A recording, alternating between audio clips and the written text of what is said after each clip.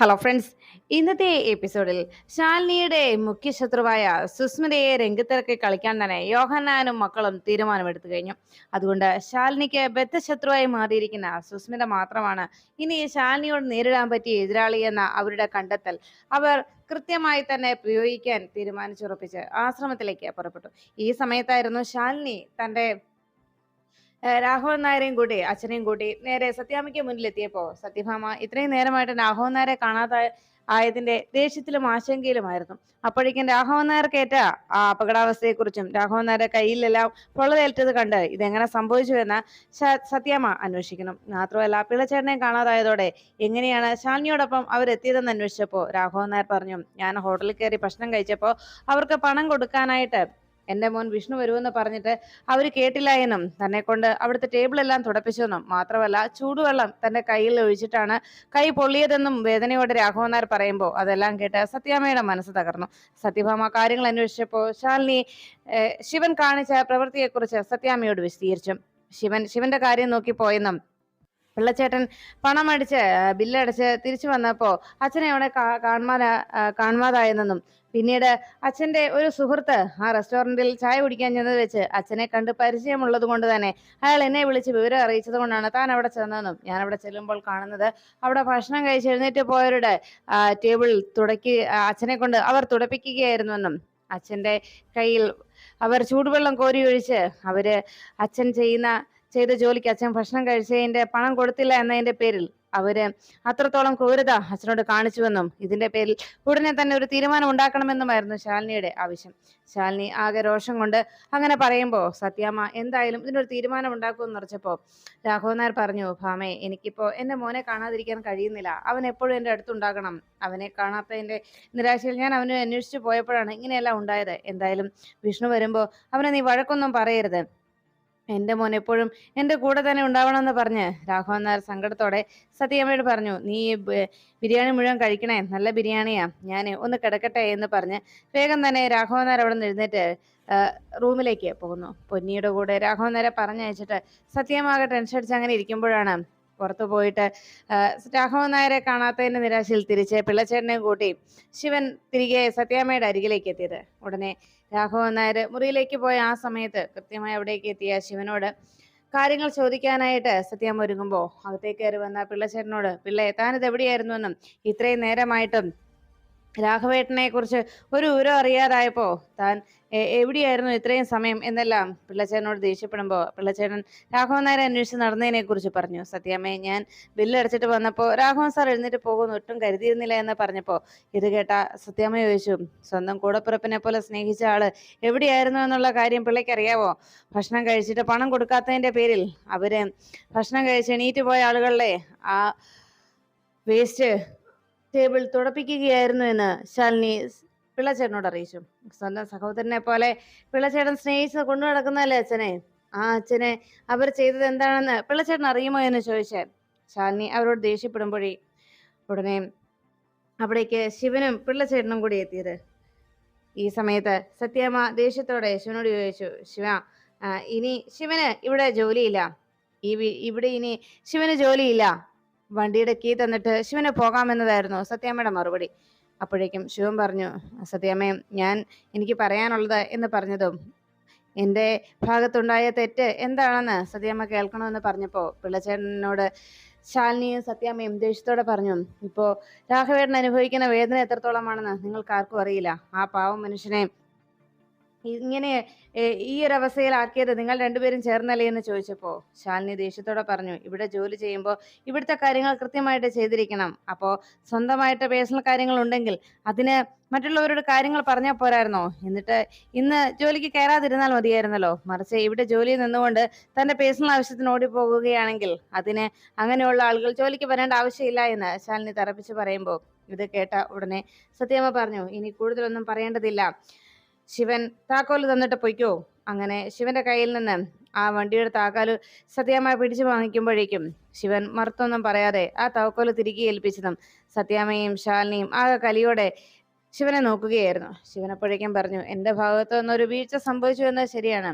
എന്തുകൊണ്ടാണ് ഞാൻ അങ്ങനെ ചെയ്തതെന്നുള്ള കാര്യം സത്യത്തിൽ ആരും ഒന്ന് അന്വേഷിക്കുന്ന പോലും ഇല്ലല്ലോ. എൻ്റെ ഭാഗത്തുനിന്ന് ഒരു വീഴ്ച സംഭവിച്ചതിൻ്റെ പേരിൽ എന്നെ ഇവിടെ നിന്ന് പറഞ്ഞയക്കുന്നെങ്കിൽ ശരി, ഞാൻ പൊയ്ക്കോളാം. എനിക്ക് കൂടുതലൊന്നും പറയാനില്ല എന്ന് പറഞ്ഞ് അവിടെ നിന്ന് തൻ്റെ കയ്യിലെ താക്കോല് തിരിച്ചേൽപ്പിച്ച് ശിവൻ അവിടെ നിന്ന് പടിയിറങ്ങുമ്പോൾ ശാലിനി ഇത്രയും ദിവസം ശിവൻ അവിടെ ഉണ്ടായിരുന്നതിൻ്റെ ആ ഒരു ടെൻഷൻ അനുഭവിച്ചതിൻ്റെ വേദനയൊക്കെ ഇന്നത്തോടെ ആ ശല്യം അവസാനിച്ചല്ലോ എന്ന സമാധാനത്തിൽ ശാലിനി നോക്കി. അപ്പോഴേക്കും ശിവൻ ആ വീടിൻ്റെ പടിയിറങ്ങി പോകുന്ന നേരത്ത് സത്യാമ്മയുടെ മുറിയിൽ തൂക്കിയിട്ടിരുന്ന വിഷ്ണുവിൻ്റെ ആ ഫോട്ടോ നിലത്ത് വീണ് ഉടഞ്ഞു. ശിവൻ തിരികെയെല്ലാം ഏൽപ്പിച്ച് അവിടെ നിന്ന് നടന്നു പോകുമ്പോൾ ആ കാഴ്ച കണ്ട് വലിയ വിജയി എന്ന ഭാവത്തിൽ നോക്കി നിൽക്കുകയായിരുന്നു ആ സമയത്ത് ശാലിനി. അപ്പോഴേക്കും മുറിയിലേക്ക് കയറി വന്ന സത്യാമ്മയും ശാലിനിയും വിഷ്ണുവിന്റെ ഫോട്ടോ നിലത്ത് വീണുടഞ്ഞ കാഴ്ച കണ്ട് ഞെട്ടലോടെ സത്യാമ്മ പറഞ്ഞു, എൻ്റെ മോന് എന്തോ ആപത്ത് സംഭവിച്ചിട്ടുണ്ട് ഉറപ്പായിട്ടും, അല്ലെങ്കിൽ പിന്നെ ഈ ഫോട്ടോ ഇങ്ങനെ നിലത്ത് വീഴില്ലല്ലോ എന്ന് പറഞ്ഞ് സത്യാമ്മയുടെ മനസ്സ് പടയുമ്പോൾ ആ ഫോട്ടോയിലേക്ക് നോക്കി ശാലിനി ആകെ സങ്കടത്തോടെ ചിന്തിച്ചു. വിഷ്ണുവേട്ടനെ ഇത്രയും അഗാധമായി സ്നേഹിക്കുന്ന ഈ അമ്മയോട് താൻ എങ്ങനെയാ സത്യം പറയും? ആ വീടിന്റെ പടിയിറങ്ങി ശിവൻ മടങ്ങുമ്പോഴാണ് കൃത്യമായി അതെല്ലാം സംഭവിച്ചതും. അപ്പോഴേക്കും മകളെ കുറിച്ച് ഒന്നും അറിയാതിരുന്ന നിർമ്മല ടെൻഷനോടെ വീടിന്റെ പടിക്കൽ കാത്തു നിൽക്കുമ്പോൾ നിർമ്മലയ്ക്കരികിലേക്ക് മകളെയും കൂട്ടിക്കൊണ്ട് മഹേന്ദ്രൻ എത്തുകയായിരുന്നു. മോളെ, നീ ഈ അമ്മയെ തീ തിരിച്ച് കളഞ്ഞല്ലോ. എൻ്റെ പ്രാർത്ഥനയുടെ ഫലമാണ് ഇന്ന് എന്നെ ഇതുപോലെ കിട്ടിയത് എന്ന് പറഞ്ഞപ്പോ ഉടനെ മഹേന്ദ്രൻ പറഞ്ഞു, അതെ, നിന്റെ പ്രാർത്ഥനയുടെ ഫലമോ? ഈ രാത്രി മുഴുവൻ ഇവർക്ക് വേണ്ടി ഞാൻ ഈ നെട്ടോട്ട് ഓടിയതും കഷ്ടപ്പെട്ടതും വെറുതെയാണെന്നാണോ? അതെ, ഒരു കാര്യം ചെയ്യാം. ഞാനേ ആ ചെറുക്കനുമായിട്ടുള്ള ഇവളെ ഇഷ്ടപ്പെട്ട ആ പയ്യനുമായിട്ടുള്ള വിവാഹം ഉറപ്പിച്ചിട്ടാണ് ഞാൻ ഇങ്ങോട്ട് വന്നത്. കാര്യത്തിന് തീരുമാനം ഉണ്ടാക്കിയിട്ടാ ഞാൻ ഇവളെ കൂട്ടിക്കൊണ്ട് വന്നിരിക്കുന്നതെന്ന് പറഞ്ഞപ്പോ നിർമ്മല പറഞ്ഞു, കൊള്ളാം, ഇപ്പോഴാണ് മഹിയേട്ടൻ യഥാർത്ഥത്തിൽ ഒരു അച്ഛനായത്. മക്കളുടെ മനസ്സറിഞ്ഞ് അവരുടെ ഇഷ്ടങ്ങൾ മനസ്സിലാക്കി അവരെ സ്നേഹിച്ച് കൂടെ നിർത്തുമ്പോഴാണ് അച്ഛന്റെ ആ കടമ പൂർണ്ണമായും നിർവഹിക്കുന്നത് എന്ന് പറഞ്ഞു. ഉടനെ എന്തായാലും ഞാൻ അനുഭവിച്ച കഷ്ടപ്പാടിനും ദുരിതത്തിനും ഒന്നും അപ്പൊ ഒരു വിലയില്ല അല്ലേ എന്ന് പറഞ്ഞ് എന്തായാലും അപ്പോൾ അരങ്ങത്തുകാരുമായി നിശ്ചയിച്ച വിവാഹം എന്ന് ചോദിച്ചപ്പോൾ അത് അവരെ വിളിച്ച് പറയാം, വേറെ പെണ്ണിനെ അന്വേഷിച്ചോളാൻ. എന്തായാലും അരങ്ങത്തുകാരുമായിട്ട് നിശ്ചയിച്ച ആ വിവാഹത്തിന് തീയതിക്ക് ഒരു മാറ്റം ഉണ്ടെന്ന് ഞാൻ ആ ഓഡിറ്റോറിയംകാരെ ഒന്ന് വിളിച്ചു പറയട്ടെ. തീയതിക്കും മാറ്റമുണ്ട്, അതുപോലെ തന്നെ പയ്യനും മാറ്റമുണ്ട്. ഒരു കാര്യം ചെയ്യാം, ആ തീയതി മാറ്റുന്നതോടൊപ്പം തന്നെ ചെറുക്കൻ്റെ പേരും മാറ്റി ഒരു കല്യാണ ക്ഷണക്കത്ത് ഒന്ന് പ്രിന്റ് ചെയ്യാൻ കൊടുക്കാം. അങ്ങനെ പറഞ്ഞുകൊണ്ട് മഹേന്ദ്രൻ വേഗം അകത്തേക്ക് പോയിട്ട് നിർമ്മലയെ അരികിലേക്ക് വിളിപ്പിച്ചു. ഈ സമയത്ത് പ്രകാശ് എവിടെ എത്തിയെന്നറിയാനായി ചന്ദ്ര ഒന്നുകൂടി ഫോൺ ചെയ്തു. പ്രകാശ് ഇത് എവിടെയായിരിക്കും? ഇത്രയും നേരമായിട്ടും ഒരു വിവരം അറിഞ്ഞില്ലല്ലോ എന്നോർത്ത് പ്രകാശിന്റെ ഫോണിലേക്ക് ചന്ദ്ര വിളിക്കുമ്പോൾ പ്രകാശ് അപ്പോഴേക്കും മഹേന്ദ്രൻ ഒരുക്കിയ കെണിയിൽ വീണ് മഹേന്ദ്രന്റെ ആളുകൾ പ്രകാശിനെ തടങ്കലിലാക്കിയിരിക്കുകയായിരുന്നു. കൈകാലുകൾ ബന്ധിച്ച് ഒരു തടവറയിൽ പ്രകാശിനെ കൊണ്ടുചെന്നിട്ടിരിക്കുകയായിരുന്നു. ഇതൊന്നും അറിയാതെ ചന്ദ്ര പ്രകാശ് അരികിലേക്ക് വരുമെന്നുള്ള പ്രതീക്ഷയിൽ കാത്തിരുന്നു. അപ്പോഴാണ് ഡെയ്സിയുടെ ഇപ്പോഴത്തെ സമനില മാറ്റം വന്നു എന്ന സമാധാനത്തിൽ യോഹന്നാൻ ഡെയ്സിയോട് പറഞ്ഞു, മോളെ, ഇപ്പോ കണ്ടില്ലേ ആ ശിവൻ, അവന് തിരിച്ചടി കൊടുത്തേ പറ്റൂ. നീയും ആളാകെ മാറിയിട്ടുണ്ടെന്നും നിന്റെ സ്വഭാവത്തിലും മാറ്റം വന്നുവെന്നും നമ്മൾ അവനെ ബോധ്യപ്പെടുത്തണമെന്ന് പറയുമ്പോൾ അത് കേട്ടതോടെ ഡെയ്സി ചോദിച്ചു, അതിന് ഇനിയിപ്പോ എന്താ വെച്ചാ ചെയ്യേണ്ടത്? ഞാൻ ഇഷ്ടപ്പെട്ട ശിവനല്ല ഇപ്പൊ എന്നെ മുന്നിൽ നിന്നിരിക്കുന്നത്. ആ ശിവനിൽ മാറ്റം വന്നിരിക്കുന്നു എന്ന് പറഞ്ഞപ്പോ ഡെയ്സിയോട് പറഞ്ഞു, മോളെ, അവനുള്ള തിരിച്ചടി നീ കൊടുത്തേ തീരൂ. അവനും അറിയണം നിന്റെയും സ്വഭാവത്തിൽ മാറ്റം വന്നുവെന്ന്. അങ്ങനെ പറഞ്ഞു നിൽക്കുമ്പോഴാണ് ആന്റണിയും ഡേവിസും കൂടി മടങ്ങിയെത്തിയത്. അവരെ കണ്ടതോടെ യോഹന്നാൻ സന്തോഷത്തോടെ കാര്യം അന്വേഷിച്ചു. പോയ കാര്യം എന്തായാലും മക്കളെ എന്ന് ചോദിച്ചപ്പം കാര്യങ്ങളൊക്കെ ഓക്കെ ആയി എന്ന് പറഞ്ഞ് അങ്ങനെ ഇരിക്കുമ്പോഴേക്കും, അല്ല, മന്ത്രി എന്താ പറഞ്ഞത്? മന്ത്രിയുടെ കാര്യത്തിൽ പ്രശ്നമൊന്നുമില്ല, പക്ഷേ ആ കളക്ടർ ഇച്ചിരി പ്രശ്നമാണ്. കാരണം ആ കളക്ടർ അമ്പിനും വില്ലിനും അടുക്കുന്നില്ല. അവള് നമുക്ക് പ്രതികൂലമായിട്ട് തന്നെ ആയിരിക്കും റിപ്പോർട്ട് സമർപ്പിക്കുക, അതിൽ യാതൊരു എന്ന് പറഞ്ഞപ്പോ കളക്ടറെ ഇനി എന്തെങ്കിലും പോകുമ്പോൾ കണ്ടെത്തിയേ തീരുമെന്ന് അവർ പരസ്പരം പറഞ്ഞു. അപ്പോഴാണ് പെട്ടെന്ന് യോഹന്നാൻ കുറച്ചേരം ആലോചിച്ചത്, അല്ലെങ്കിൽ ഞാൻ അപ്പോഴേ അപ്പനോട് പറഞ്ഞല്ലേ ഇവളുടെ പേരില് ഒരു പ്രോജക്റ്റും തുടങ്ങണ്ട എന്ന്. ഇവളുടെ ഈ പേര് കൊണ്ട് തുടങ്ങിയത് തന്നെയാ തുടക്കത്തിലെ തന്നെ കണ്ടില്ലേ കല്ലുകടിയായത്. അല്ലെങ്കിലും ഒരു വർക്കത്ത് കേട്ട ജന്മമാണല്ലോ ഇവളുടേത് എന്ന് പറഞ്ഞ് ആന്റണി ഡേസിയെ കുറിച്ച് ദേഷ്യത്തോടെ പറയുമ്പോൾ അത് കേട്ട് നിന്ന ഡേസി പറഞ്ഞു, എന്തിനാപ്പാ എന്നെ ഇങ്ങനെ വെറുതെ ഈ വാക്കുകളെല്ലാം കേൾപ്പിക്കുന്നത്? എൻ്റെ പേരിൽ ഇങ്ങനെ ഒരു പ്രോജക്റ്റ് തുടങ്ങാൻ ഞാൻ പറഞ്ഞോ? എനിക്ക് അതിന് ആവശ്യമില്ല. എൻ്റെ പേരിൽ ഒന്നും തുടങ്ങേണ്ട ആവശ്യവുമില്ല. അപ്പ ദേവി ചെയ്ത് എന്നെ ഈ പ്രശ്നങ്ങളിൽ നിന്നൊന്ന് ഒഴിവാക്കിത്താ. ഞാൻ ഇവിടെ ഈ വീടിന്റെ മൂലയിൽ എവിടെയെങ്കിലും ഒന്ന് ഒതുങ്ങിക്കൂടി കഴിഞ്ഞോളാം എന്ന് പറഞ്ഞ ഡേസി ബഹളം വെക്കുമ്പോഴേക്കും വെച്ചുകൊണ്ട് അവിടുന്ന് പോകുമ്പോൾ യോഹന്നാൻ ആനയോട് ദേഷ്യപ്പെട്ടോ. എടാ നീ എന്തിനാടാ വീണ്ടും വീണ്ടും അവളെ ഇങ്ങനെ കുത്തി നോവിക്കുന്നത് എന്ന് പറഞ്ഞപ്പോ ആനയോട് പറഞ്ഞു, നോവട്ടെ അച്ഛാ, നോവട്ടെ അപ്പ, അല്ലെങ്കിലേ അവൾ ഇത്രയും നാളും നമ്മളെ വേദനിപ്പിച്ചതിന്റെ ഒരു ശിക്ഷ അവൾക്ക് കിട്ടാതാവും. ഇപ്പോ അവളോട് ഇങ്ങനെയൊക്കെ പറഞ്ഞാൽ, ഇങ്ങനെയൊക്കെ കുത്തി നോവിച്ചാലേ അവളുടെ മനസ്സിൽ ആ ശിവനോടുള്ള പക ഇരട്ടിയാവും. അങ്ങനെ അവനെ മറന്ന് മറ്റൊരു ജീവിതം അവൾ തെരഞ്ഞെടുക്കുമെന്ന് യോഹന്നാനോട് ആനണി അറിയിച്ചു. അപ്പോഴാണ് യോഹന്നാൻ പറഞ്ഞത്, എടാ മക്കളെ, ഒരു കാര്യം ചെയ്യാം, നമുക്ക് നീ പറഞ്ഞതുപോലെ ഈ കളക്ടറെ ഒതുക്കാനായിട്ട് ഇനി നമ്മൾ എന്തെങ്കിലും ആയുധം പ്രയോഗിച്ചിട്ട് കാര്യമില്ല. അതിന് നമ്മൾ തൊടുത്തു വിടേണ്ടത് മറ്റൊരു ആയുധം തന്നെയാണ്. ഇവിടെ ശാലിനിയെ എതിർക്കാനായിട്ട് ശാലിനിക്ക് കൃത്യമായി ചേരും പോലെ ശാലിനിയോട് എതിർത്ത് നിൽക്കാൻ പറ്റിയ ഒരു സ്ത്രീ ജന്മം തന്നെ വേണം. എന്നാൽ മാത്രമേ അവളെ ഒതുക്കാൻ നമുക്ക് സാധിക്കൂ. ഇവിടെ ഇപ്പോ അവൾ എന്ത് തീരുമാനം എടുത്താലും അത് നടപ്പിലാക്കാനുള്ള കരുത്തും ആളുകളും അവളുടെ ഒപ്പമുണ്ട്, അതിനുള്ള അധികാരവും. അതുകൊണ്ട് തന്നെ അവളെ നമുക്ക് ഒറ്റയ്ക്ക് നേരിട്ടാൽ അത് തീരില്ല. പക്ഷേ അവളെ തകർത്തെറിയാൻ പറ്റിയ ഒരു സ്ത്രീ ജന്മം ഉണ്ടെന്ന് പറഞ്ഞപ്പോ അങ്ങനെ ഒരു ശത്രുവോ അത് ആരാണെങ്കിൽ എന്ന് ഡേവിസ് അന്വേഷിച്ചു. അങ്ങനെ ഒരു ആളുണ്ടായിരുന്നു, ഒരു സ്ത്രീയെ. പക്ഷെ ഇപ്പോൾ അവൾ രംഗത്തില്ല. പക്ഷെ നമ്മൾ അവളെ കൊണ്ടുവരണം. അത് കേട്ടതും വീണ്ടും ഡേവിസ് ചോദിച്ചു, അങ്ങനെ ഒരാളോ, അതാരായിരിക്കും അങ്കിൾ, ആളുടെ പേരെന്താ എന്ന് ചോദിച്ചപ്പോ അവളിപ്പോ കരുണാശ്രമത്തിലുണ്ട്. ശാന്തിയും സമാധാനവും ഉള്ളിടത്ത് അശാന്തിയുടെ പ്രതിരൂപമായിട്ട് അവൾ അവിടെയുണ്ട്. അവൾ കരുണാശ്രമത്തിലെ ശാന്തി പൂർണ്ണാനന്ദ സ്വരൂപ തിരുവടികളുടെ അരികിൽ അവളുണ്ട് എന്നറിയിച്ചു. അത് കേട്ടതോടെ അവിടേക്ക് ഇനി നമ്മൾ എത്തണം. അവളെ ശാലിനിക്കെതിരായി നമ്മൾ ഇവിടേക്ക് കൊണ്ടുവരണം. അതാണ് വേണ്ടത്. എതിരാളി ശാലിനിയാണെന്നറിയുമ്പോൾ തീർച്ചയായും അവൾ നമുക്കൊപ്പം നിൽക്കും. അതിൽ നമുക്കിനി വേണ്ട എന്ന് പറഞ്ഞപ്പോ ശരി, ഇനി അതിനു വേണ്ട നീക്കങ്ങൾ നമുക്ക് നടത്താമെന്ന് അവർ പരസ്പരം അറിയിച്ചു. അതിനുശേഷം ആ കരുണാശ്രമത്തിലെ ഭജനയിൽ പങ്കെടുത്ത് വളരെ ഭക്തിസാന്ദ്രമായ ആ നിമിഷങ്ങളിൽ അങ്ങനെ അലിഞ്ഞു നിൽക്കുകയാണ് സുസ്മിത. അപ്പോഴേക്കും സുസ്മിത അവിടെ ഉണ്ടെന്നുള്ള വിവരം അറിഞ്ഞ് ജഗദീപ് അവിടേക്ക് എത്തുന്നു. സുസ്മിതയെ, അവിടുത്തെ ആശ്രമവാസികൾക്കൊപ്പം ഇരിക്കുന്ന സുസ്മിതയെ കണ്ടതോടെ ജഗദീപിന് അത് വിശ്വസിക്കാൻ കഴിഞ്ഞില്ല. സത്യമാണല്ലോ ഞാൻ കേട്ടത്, ഇതെങ്ങനെ ഇവൾ ഇതിനിടയിൽ കയറിപ്പറ്റി? എൻ്റെ ദൈവമേ, ഈ സ്വാമി ചെയ്യുന്ന സൽപ്രവർത്തികൾ അത് ഈ നാട് മുഴുവൻ അറിയാം. ഇനി ഇവള് കാരണം ഈ ആശ്രമത്തിന് കൂടി കളങ്കം വന്നു ചേരുവല്ലോ എന്ന് ആലോചിച്ചുകൊണ്ട് ജഗദീപ് സുസ്മിത നോക്കിയിരിക്കുമ്പോ പെട്ടെന്ന് സുസ്മിതയ്ക്ക് ഒരു ഫോൺ കോൾ വരുന്നു. കോൾ അറ്റൻഡ് ചെയ്തുകൊണ്ട് പുറത്തേക്ക് ഇറങ്ങുമ്പോഴേക്കും സുസ്മിതയ്ക്ക് അരികിലേക്ക് ജഗദീപ് എത്തി. സുസു എന്ന് വിളിച്ചുകൊണ്ട് അരികിലേക്ക് ചെന്നത് ജഗദീപിനെ നോക്കിയിട്ട്, നീ എന്താ ഇവിടെ എന്ന് സുസ്മിത അന്വേഷിച്ചു. അല്ല, ഭാര്യ ഉള്ളിടത്താലേ ഭർത്താവ് ഉണ്ടാവേണ്ടത് എന്ന് ചോദിച്ചതും, ആ ബന്ധം ഞാൻ എന്നെ അവസാനിപ്പിച്ച് കഴിഞ്ഞതാ, തുടക്കത്തിലെ തന്നെ ഇല്ലാതാക്കിയതാണല്ലോ എന്ന് ചോദിച്ചപ്പോ ജഗദീപ് പറഞ്ഞു, എന്നാ ഞാനത് അവസാനിപ്പിച്ചിട്ടില്ലല്ലോ, ഞാൻ ലീഗലി ഇപ്പോഴും സുസുവിന്റെ ഭർത്താവാണല്ലോ എന്ന് പറഞ്ഞപ്പോ, അല്ല അത് പറയാനാണോ നീ ഇപ്പൊ ഇങ്ങോട്ട് വന്നത് എന്ന് ചോദിച്ചു. അല്ല, നിന്റെ ഉദ്ദേശം എന്താണെന്ന് അറിയാനാ ഞാനിപ്പോ ഇവിടേക്ക് വന്നത്. ഈ സ്വാമി ഉണ്ടല്ലോ, അദ്ദേഹം ചെയ്യുന്ന പ്രവൃത്തികളൊക്കെ വളരെ നല്ല പ്രവൃത്തികളാണ്. അദ്ദേഹം വലിയ സത്കാരുണ്യ പ്രവർത്തനങ്ങൾ ചെയ്യുന്ന ഒരു വ്യക്തിയാണ്. നീ അദ്ദേഹത്തിന്റെ ഈ ആശ്രമത്തിൽ കയറി ഇവിടെ മുഴുവൻ അലങ്കോലമാക്കരുത് എന്ന് പറഞ്ഞപ്പോ അത് കേട്ട് നിന്ന ഉടനെ സുസ്മിത പറഞ്ഞു, അതെ ജഗദീപേ, ഞാനിവിടെ വന്നിരിക്കുന്നതേ സുസ്മിതയായിട്ടില്ല, സുഹാസിനി. ഒരു നിർണായക നിമിഷത്തിൽ എനിക്ക് താങ്ങും തണലുമായി, എനിക്ക് ആശ്രയമായി തീർന്നത് ഈ ആശ്രമമാണ്. അതുകൊണ്ട് ഒരു കാരണവശാലും ഈ ആശ്രമത്തിന് മോശമായ രീതിയിലോ ഈ ആശ്രമത്തിന് കളങ്കമേൽക്കുന്ന രീതിയിലോ ഇവിടെയുള്ളവർക്ക് ബുദ്ധിമുട്ടുണ്ടാകുന്ന രീതിയിലോ ഒരിക്കലും എൻ്റെ ഭാഗത്തുനിന്ന് ഒരു പ്രവർത്തനങ്ങളും ഒരു പ്രവൃത്തിയും ഉണ്ടാവുകയില്ല എന്ന് സുസ്മിത പറയുമ്പോൾ ഇത് കേട്ടതോടെ ജഗദീപ് പറഞ്ഞു, എന്തായാലും അങ്ങനെ ആയാൽ കൊള്ളാം സുസു. ഇപ്പോ സുസു ഈ ചെയ്യുന്ന കാര്യങ്ങളൊക്കെ ശരിക്കും മറ്റുള്ളവർക്ക് നന്മ ചെയ്യുന്ന ഒരു സ്വാമിയുടെ ആശ്രമത്തിലാണ് സുസു നിൽക്കുന്നത്. ഇനി ഈ സ്വാമിയുടെ ജീവിതം കൂടി തകർത്ത് കളയരുത്, ആ മഹാമനുഷ്യന്റെ ആശ്രമത്തിന് കളങ്കം ഉണ്ടാക്കിയേക്കരുത് എന്ന് പറയുമ്പോൾ സുസ്മിത പറഞ്ഞു, ജഗദീപേ, ഞാൻ ഇവിടെയുള്ള ആർക്കും ഒരു പ്രശ്നം ഉണ്ടാക്കില്ല. എന്നാൽ എൻ്റെ ജീവിതം തകർക്കാൻ ശ്രമിച്ചവരെ, എന്നെ ഇല്ലാതാക്കാൻ നോക്കിയവരെ, എൻ്റെ ശത്രുക്കളെ, അവരെ ഞാൻ വെറുതെ വിടില്ല. അവർക്കുള്ള തിരിച്ചടി അത് ഏത് നിമിഷവും എപ്പോൾ വേണമെങ്കിലും ഞാൻ നൽകിയിരിക്കും.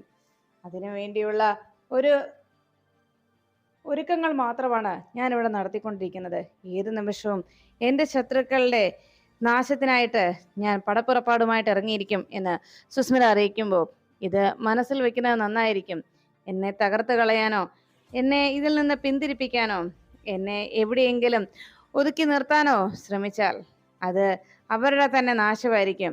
അത് ആദ്യം നീ തന്നെ മനസ്സിലാക്കിക്കോ എന്ന് പറഞ്ഞ് ജഗദീപന് ഒരു മുന്നറിയിപ്പ് നൽകി സുസ്മിത നേരെ ആശ്രമത്തിലേക്ക് കയറി പോകുമ്പോൾ ഇത് കേട്ട് എന്ന് ജഗദീപ് ആലോചിച്ചു. അല്ല, ഇവളിപ്പോ ഇവിടെ ഒതുങ്ങിക്കൂടി ഇങ്ങനെ നിൽക്കുന്ന എന്തിനായിരിക്കും? ഇനി ശാലിനി മേഡത്തിനെതിരെ എന്തെങ്കിലും നീക്കം നടത്താനാണോ ഇവളുടെ തീരുമാനം എന്നാലോചിച്ച് ജഗദീപ് ആശങ്കപ്പെട്ട് അങ്ങനെ നിൽക്കുമ്പോഴാണ് സത്യാമ്മയുടെ വീട്ടില് രാവിലെ പിള്ളച്ചേട്ടൻ കണക്കുകളൊക്കെ നോക്കിക്കൊണ്ടിരിക്കുന്നത് കണ്ട് അവിടേക്ക് എത്തിയ പപ്പിയും സത്യം കൂടി പറഞ്ഞു, കണക്കപ്പിള്ള കണക്ക് നോക്കിക്കൊണ്ടിരിപ്പുണ്ട് എന്ന് പറഞ്ഞു. എന്താ മക്കളെ പറഞ്ഞെന്ന് പിള്ളച്ചേട്ടൻ ചോദിച്ചപ്പോഴേക്കും, അല്ല ആളെവിടെ എന്ന് സത്യ ചോദിച്ചു. അല്ല ആരുടെ കാര്യം മോള് ചോദിച്ചത് എന്ന് ചോദിച്ചതും ശിവനങ്കൾ എവിടെയെന്നാ ചോദിച്ചത്. അപ്പോഴേക്കും പിള്ളച്ചേട്ടൻ പറഞ്ഞു, അയ്യോ അക്കാര്യം ഞാൻ പറയാൻ മറന്നുപോയി, ഇന്നേ ശിവനങ്കളില്ല, ഇന്ന് മക്കള് അമ്മയുടെ കൂടെയാ പോകുന്നത്, രാമേട്ടന്റെ വണ്ടിയില് കേട്ടോ എന്ന് പറഞ്ഞു. അത് പറ്റത്തില്ല, ഞങ്ങള് ശിവനങ്ങളുടെ കൂടെ ജീപ്പിലേ പോവും. ഇന്നലെ ശിവനങ്ങൾ ഞങ്ങൾക്ക് ഒരു കഥ പറഞ്ഞു തന്നായിരുന്നു, അതിന്റെ ബാക്കി കഥ ഇന്ന് പറഞ്ഞു തരാമെന്നാ പറഞ്ഞത്. അതുകൊണ്ട് ശിവനങ്ങളുടെ കൂടെ ഞങ്ങൾ പോവൂ എന്ന് പറഞ്ഞ് അവര് വീണ്ടും ബലം പിടിച്ചങ്ങനെ നിൽക്കുന്ന കണ്ടപ്പോ ശിവനങ്കളിനെ കൂടെ മാത്രമേ നിങ്ങൾ പോവുള്ളൂ എന്ന് ചോദിച്ച് സത്യഭാമ അവിടേക്ക് എത്തി. ഇനി ഇവിടെ ശിവനും ഇല്ല, പരമേശ്വരനും ഇല്ല, ആരുമില്ല. ഇപ്പോ ഇവിടുന്ന് ഇനി മുതല് നിങ്ങൾ നിങ്ങളുടെ അമ്മ കൊണ്ടുപോയിക്കോളും, അത് മതി എന്ന് സത്യഭാമ അവിടേക്ക് വന്ന് കുട്ടികളോട് അറിയിച്ചു. ഇത് കേട്ടതും കുട്ടികൾ പറഞ്ഞു, പറ്റില്ല, ഞങ്ങൾക്ക് ശിവനങ്ങളുടെ കൂടെ തന്നെ പോകണം, അങ്കിളിനെ വിളിക്ക സത്യാമ്മ എന്ന് പറഞ്ഞ് കുട്ടികൾ രണ്ടും പിടിവാശി പിടിക്കുമ്പോൾ അവിടേക്ക് ശാലിനി എത്തി. അതെ, ശിവന അല്ല ഇനി ആരുമില്ല, അയാളെ ഇവിടുന്ന് ജോലിയൊക്കെ അവസാനിപ്പിച്ചു പോയി, ഇനി അയാളെ ഇങ്ങോട്ട് തിരിച്ചു വിളിക്കുന്നുമില്ല, നിങ്ങൾ മര്യാദയ്ക്ക് വന്ന് വണ്ടിയിൽ കയറാൻ നോക്കുക എന്ന് പറഞ്ഞു അവിടേക്ക് രാമേട്ടൻ വണ്ടിയുമായി വന്നപ്പോഴേക്കും കുട്ടികളോട് അതിലേക്ക് ചെന്ന് കയറാനായിട്ട് ശാലിനി നിർബന്ധിച്ചു. കുട്ടികൾ വാശി പിടിച്ചിട്ട് പറഞ്ഞു, ഇല്ല ഞങ്ങൾ എങ്ങോട്ടും പോവില്ല, അങ്കിളില്ലാതെ ഞങ്ങൾ ഒരിടത്തേക്കും ഇല്ല, ഞങ്ങളെ ഇവിടെ തന്നെ ഇരുന്നോളാം, ഞങ്ങൾ പഠിക്കാനും പോകുന്നില്ല എന്ന് പറഞ്ഞപ്പോൾ സത്യാമ്മ പറഞ്ഞു, അതെ നിങ്ങൾ ഭാരിച്ച തീരുമാനങ്ങളൊന്നും എടുക്കണ്ട, നിങ്ങളെക്കുറിച്ചുള്ള തീരുമാനങ്ങൾ എടുക്കാനേ ഇപ്പൊ ഇവിടെ ഞങ്ങളുണ്ട്, ഞങ്ങൾ പറയുന്ന അങ്ങ് അനുസരിച്ചാൽ മതി, മര്യാദയ്ക്ക് സ്കൂളിൽ പോകാൻ നോക്കിയോ രണ്ടുപേരും എന്ന് പറഞ്ഞ് സത്യാമ്മയും ശാലിനിയും കുട്ടികളെ ഭീഷണിപ്പെടുത്തുന്നു. ഒടുവിൽ ശാലിനി രണ്ടുപേർക്കിട്ടും തല്ലു കൊടുക്കുന്നുള്ള അവസ്ഥയിലേക്ക് എത്തുമ്പോൾ രാമേട്ടൻ വണ്ടി നിർത്തിയിട്ട് വേഗം അകത്തേക്ക് കയറി വന്ന് കുട്ടികളെ വിളിച്ചോണ്ട് പോയി. വാ മക്കൾ വന്നേ, നമുക്കേ വണ്ടിയിൽ കയറിയിരിക്കാം, എന്നിട്ട് നാളെ നമുക്ക് ശിവനങ്ങളുടെ കൂടെ പോകാമെന്ന് രാമേട്ടൻ സമാധാനപ്പെടുത്തുമ്പോൾ കുട്ടികൾ പറഞ്ഞു, ഇന്ന് ശരി, നാളെ ഞങ്ങൾ ഉറപ്പായിട്ടും ശിവനങ്ങളുടെ കൂടെ പോകൂ എന്ന് പറഞ്ഞ് ബഹളം വയ്ക്കുമ്പോഴേക്കും, മതി നാളെ അവർ ശിവനങ്ങളുടെ കൂടെ പോയാൽ മതി കേട്ടോ എന്ന് പറഞ്ഞ് കുട്ടികളെ ആശ്വസിപ്പിച്ചുകൊണ്ട് രാമേട്ടൻ വേഗം കാറിലേക്ക് കൊണ്ടുചെന്ന് നിർത്തി. അപ്പോഴേക്കും ശാലിനി കുട്ടികളുടെ ബാഗും വാങ്ങിച്ച് പുറത്തേക്ക് ഇറങ്ങാൻ തുടങ്ങിയപ്പോഴാണ് രാഘവൻ നായർ ഇവിടേക്ക് എത്തിയത്. ഭാമേ, വിഷ്ണു അവിടെ, അവനാണല്ലോ കുട്ടികളെ ഇന്ന് സ്കൂളിൽ കൊണ്ടുപോകാറുള്ളത്, ഇന്നെന്താ അവന് കുട്ടികളെ കൊണ്ടുപോകാനുള്ള സമയമായില്ലേ, എവിടെ വിഷ്ണു, അവനെ വിളിച്ചേ എന്ന് പറഞ്ഞ് രാഘവൻ നായർ ബഹളം വെച്ചു. അപ്പോഴേക്കും ശാലിനി ആകെ ടെൻഷനോടെ സത്യാമ്മ നോക്കിയിട്ട് പറഞ്ഞു, സത്യാമ്മേ എനിക്ക് ഞാൻ ആകെ തകർന്നു നിൽക്കുകയാണ്, എല്ലാവരും കൂടി എന്നെ തോപ്പിക്കല്ലേ എന്ന് ശാലിനി പറയുമ്പോഴേക്കും സത്യാമ്മ പറഞ്ഞു, രാഘവേട്ട ശിവൻ വന്ന് വിഷ്ണു അവൻ വന്നോളും, ഇപ്പോ ശാലിനി ഇന്ന് കുട്ടികളെ കൊണ്ടുപോയിക്കോളും എന്ന് പറയുമ്പോ അത് കേട്ടതോടെ രാഘവൻ നായർ പറഞ്ഞു, പിള്ളേ താൻ ശിവനെ വിളിച്ചേ, അവനോട് വേഗം വരാൻ പറ, 11 മണിയാകുമ്പോ അവൻ എന്നാ തിരക്കാണേലും ശരി 11 ഇവിടെ ഉണ്ടാവണം എന്ന് പറയണം, എനിക്ക് ഒരിടം വരെ പോകാനുള്ളതാ എന്ന് പറഞ്ഞു. പിന്നെ എന്റെ മുടിയും വെട്ടണം എന്ന് പറഞ്ഞപ്പോ പിള്ളച്ചേട്ടൻ പറഞ്ഞു, അതിനെന്താ സാറേ, മുടി ഞാൻ കൊണ്ടുപോയി വെട്ടിക്കാലോ എന്ന് പറഞ്ഞപ്പോ, പിന്നെ താനല്ലേ എന്റെ കാര്യങ്ങളൊക്കെ നോക്കുന്നത്, അത് മാത്രമല്ല എന്റെ മരുന്നും തീർന്നോ, മരുന്നും വാങ്ങിക്കണം, രാവിലെ വന്ന് എന്നോട് സുഖവിവരങ്ങളൊക്കെ ചോദിക്കാറുള്ളതാണല്ലോ, ഭക്ഷണം കഴിച്ചോ മരുന്ന് കഴിച്ചോ എന്നൊക്കെ ചോദിക്കാറുള്ളതാണല്ലോ, ഇന്ന് പിന്നെ എന്തു പറ്റി, ആളെന്താ വരാത്തത് എന്നൊക്കെ രാഘവൻ നായർ ചോദിക്കുമ്പോഴേക്കും ശാലിനി ആകെ ടെൻഷനോടെ കുട്ടികളുമായിട്ട് വേഗം കാറിലേക്ക് ചെന്ന് കയറി. ശിവനെ കാണാത്തതിന്റെ ടെൻഷനിൽ ശിവനെ വേഗം വിളിച്ചു വരുത്താൻ പറഞ്ഞുകൊണ്ട് സത്യാമ്മയെ നിർബന്ധിച്ചുകൊണ്ട് രാഘവൻ നായർ വാതിക്കൽ തന്നെ ഇരിക്കുന്നു. പിള്ളയും എന്ത് ചെയ്യണമെന്നറിയാതെ സത്യാമ്മയെ നോക്കി അങ്ങ് നിൽക്കുമ്പോൾ തൽക്കാലം ശിവനെ അവിടുന്ന് പറഞ്ഞയച്ചത് ശരിയായില്ലെന്നും ശാലിനി പിള്ളയെ അവിടേക്ക് ശിവനെ ഇന്ന് തിരിച്ചു വിളിക്കുന്നതിന് ഒരിക്കലും അനുവദിക്കില്ല എന്നും ശാലിനിക്ക് അതിനോട് വല്ലാത്ത എതിർപ്പാണെന്നും മനസ്സിലാക്കിയ സത്യാമ്മ എന്ത് ചെയ്യുന്ന ആലോചിച്ച് ആശങ്കപ്പെട്ടങ്ങനെ നിന്നു. അപ്പോഴാണ് രാഘവൻ നായർ നിരന്തരമായി സത്യാമ്മയോട് ശിവനെ വിളിച്ചു വരുത്താനായിട്ട് നിർബന്ധം പറഞ്ഞുകൊണ്ടിരിക്കുന്നത്. ഈ സമയത്ത് ആശ്രമത്തിലേക്ക് പുറപ്പെട്ട ആന്റണിയും ഡേവിസും കൃത്യമായി സുസ്മിതയുടെ മുന്നിലേക്ക് വന്നെത്തി. സുസ്മിത ആശ്രമത്തിലെ കാര്യങ്ങളിലെല്ലാം ആ കാര്യങ്ങളെല്ലാം കൃത്യമായി തന്നെ നിയന്ത്രിച്ചങ്ങ് നിൽക്കുന്ന സുസ്മിതയുടെ അരികിലേക്ക് എത്തി. അവർ പറഞ്ഞു, ഞങ്ങള് ഇവിടുത്തെ സ്വാമിനിയെ കാണാൻ വേണ്ടി തന്നെ വന്നത്, കാര്യം എന്താണെന്ന് ചോദിച്ചപ്പോൾ സുഹാസിനി സ്വാമിനിയോട് ഞങ്ങൾക്കൊരു സങ്കടം പറയാനുണ്ട്, ഞങ്ങൾ പുതുതായിട്ട് ഒരു പ്രോജക്റ്റ് പ്ലാൻ ചെയ്തിട്ടുണ്ടായിരുന്നു, അത് ഗവൺമെന്റ് അപ്രൂവ് ആവുകയും ചെയ്തു, പക്ഷേ കളക്ടർ മേഡം മാത്രം അതിനനുവദിക്കുന്നില്ല, ഇവിടെയുള്ള ആ പാടം നികത്തിയിട്ട് അവിടെ ഒരു ബിൽഡിംഗ് പണിത് ആ ബിൽഡിംഗ് ഹോസ്പിറ്റലാക്കി മാറ്റാനുള്ള ശ്രമമാണ് ഞങ്ങൾ നടത്തുന്നത്. പക്ഷേ അതിന് കളക്ടർ മേഡത്തിന് അനുമതി കൂടി വേണം. മേഡമാണ് അതിന് ഇടങ്കോലിട്ട് നിൽക്കുന്നത്. ശാലിനി മേഡം കൂടി അതിനെ അനുവദിച്ചാൽ മാത്രമേ ഇങ്ങനെ ഒരു ഉദ്യമം അവിടെ ആരംഭിക്കാൻ കഴിയൂ എന്ന് പറഞ്ഞപ്പോ അത് കേട്ടതും ഉടനെ സുസ്മിത ചോദിച്ചു, ഓ ശരി, കളക്ടർ ശാലിനി അല്ലെ? ശാലിനിയുടെ പ്രശ്നമാണോ ഇപ്പൊ നിങ്ങളെ അലട്ടുന്നത്? അവള് അതിനെ അനുവദിക്കണം, അതല്ലേ ഉള്ളൂ. അതിന് അവള് സമ്മതം തരും. അത് എങ്ങനെ സമ്മതം നേടിയെടുക്കണമെന്നത് ഞാൻ റെഡിയാക്കി തരാമെന്ന് സുസ്മിത അറിയിക്കുന്നു. അപ്പോഴാണ് വിഷ്ണുവിന്റെ ഹാർട്ട് ആർക്കാണ് ട്രാൻസ്പ്ലാന്റ് ചെയ്ത് വെച്ചിരിക്കുന്നത് എന്ന് സത്യം അറിയാനായിട്ട് കാത്തു നിന്ന രേഷ്മ കൃത്യമായി അതിന്റെ മറുപടി അവിടെ ഉണ്ടായിരുന്ന ആ നേഴ്സിൽ നിന്ന് കിട്ടുന്നു. അന്ന് അവിടെ ട്രാൻസ്പ്ലാന്റേഷൻ നടത്തിയ ആളുടെ ഫോട്ടോ സഹിതം ആ നേഴ്സ് ഡീറ്റെയിൽസ് രേഷ്മയെ ഏൽപ്പിച്ചു. രേഷ്മ ആ ഫോട്ടോ കണ്ട് അത് ശിവൻ എന്ന വ്യക്തിയാണെന്നുള്ള കാര്യം മനസ്സിലാക്കി. മാണിക്കോത്ത് മഹേന്ദ്രന്റെ മകൻ ശിവനാണ് ആ ഹാർട്ട് മാറ്റി വെച്ചിരിക്കുന്നത് എന്ന സത്യം അറിയുന്നതോടെ ആ സത്യം മനസ്സിലാക്കി ആ ഫോട്ടോയിലേക്ക് നോക്കി അങ്ങനെ അന്തിച്ചു നിൽക്കുമ്പോഴാണ് അവിടേക്ക് ശിവൻ ചെക്കപ്പിനായിട്ട് ഹോസ്പിറ്റലിലേക്ക് എത്തുന്നത്. ഡോക്ടർ വിളിച്ചത് പ്രകാരം അവിടേക്ക് എത്തിയ ശിവനെ മുന്നിൽ കണ്ട രേഷ്മ അതിശയത്തോടെ ശിവനെ തന്നെ നോക്കി നിൽക്കുന്നു. തൻ്റെ സുഹൃത്തായിരുന്ന വിഷ്ണുവിന്റെ ഹാർട്ട് ഇപ്പോൾ സ്പന്ദിക്കുന്നത് ശിവന്റെ ശരീരത്തിലാണെന്നുള്ള സത്യം അറിയുന്നതോടെ ആ ശിവൻ ഇത്രയും ദിവസം ശാലിനിയോടൊപ്പം ആ സത്യാമ്മയുടെ വീട്ടിലുണ്ടായിരുന്നു എന്നതും എന്നാൽ സത്യങ്ങൾ തിരിച്ചറിയാതെ ശാലിനി അവിടെ നിന്ന് പറഞ്ഞയച്ചതുമൊക്കെ അറിയാതെ രേഷ്മ ശിവനോട് സംസാരിക്കുവാനായിട്ട് പരിചയം പുതുക്കുവാനായി ശിവൻ അരികിലേക്ക് രേഷ്മ ഓടിയെത്തുന്നു.